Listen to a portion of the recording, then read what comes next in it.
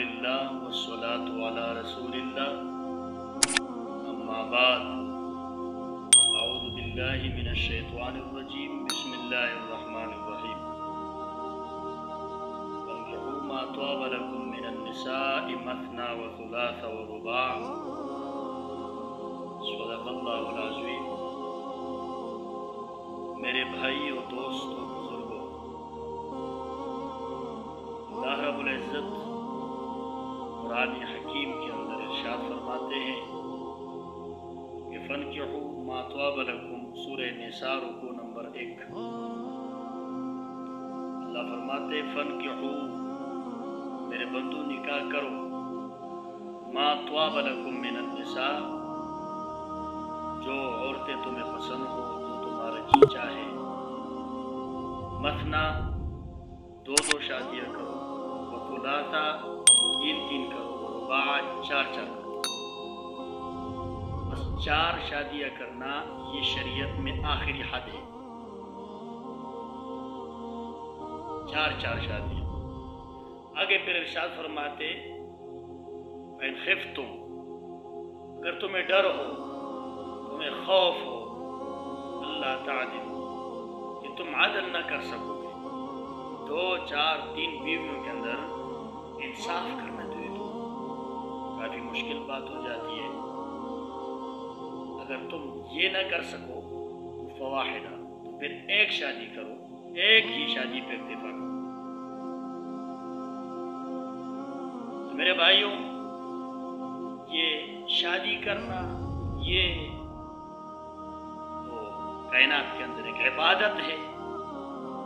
جس طرح نماز پڑھنا عبادت ہے، روزہ رکھنا عبادت ہے، اس طرح نکاح بھی عبادت ہے۔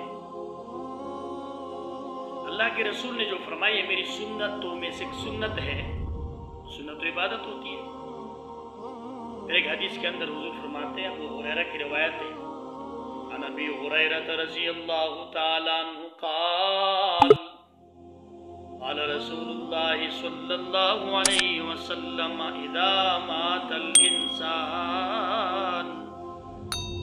انقطع عنه عمله الا من 3: صدقة جاریة او علم ينتفع به او ولد صالح يدعو له۔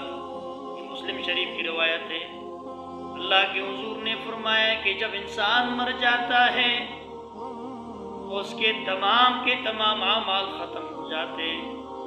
دیکھو، زندگی میں وہ نماز پڑھتا تھا، اب نماز نہیں پڑھنے والا، زندگی میں وہ ذکر کرتا تھا، اب ذکر نہیں کرنے والا، اپنی حیات میں یہ روزہ رکھا کرتا تھا، روزہ رکھنے والا نہیں کیونکہ وہ مر گیا۔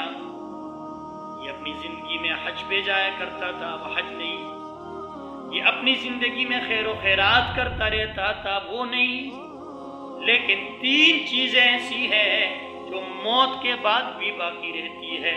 ان میں ایک ہے صدقہ جاریہ، مدرسہ بنایا، مسجد بنائی، راستہ بنایا، قبرستان کے لیے جگہ وقف کر دی، یا کسی کو کتابیں لے کر خریدی، اس کو آگے استعمال کیا جا رہا ہے، یا کوئی ایسا کام جو عوام الناس کو فائدہ پہنچتا رہتا، اس کام سے یہ صدقہ جاریہ ہوا۔